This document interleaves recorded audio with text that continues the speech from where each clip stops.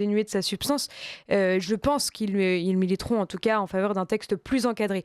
Mais je vous avoue que moi, ma crainte, c'est que finalement les deux chambres se mettent d'accord sur un texte plus encadré, Mmh. avec l'argument des garde-fous qui ne tiennent pas, on l'a vu dans tous les pays. Euh, et en fait, c'est dramatique parce qu'en fait, même avec des garde-fous, cette loi ne doit pas passer parce que c'est une loi qui abandonne complètement nos plus fragiles.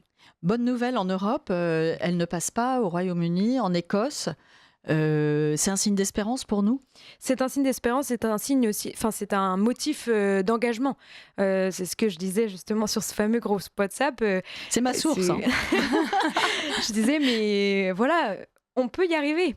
On peut y arriver. Ça existe dans les pays qui sont juste à côté de nous. Arrêtons de croire que la France est en retard, comme nous répètent à l'envi les promoteurs de l'euthanasie. Et il n'y a que 5% des pays de l'ONU qui ont légalisé l'euthanasie ou le suicide assisté, ce qui est strictement rien. Alors pourquoi la France devrait-elle nécessairement le faire?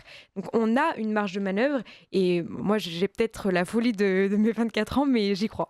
Mais je crois, et puis d'autant plus que le nombre de députés hésitants qui basculent dans le camp du contre Oui, donne de l'espérance. oui, oui, oui. Voilà. Donc, chers amis, il ne suffit pas de regarder passivement.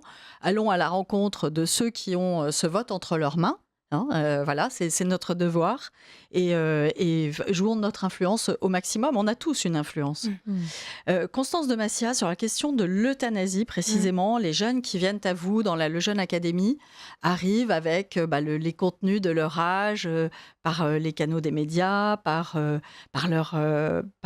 l'école, avec parfois, j'imagine, une fausse empathie, une empathie mal ordonnée, hein, qui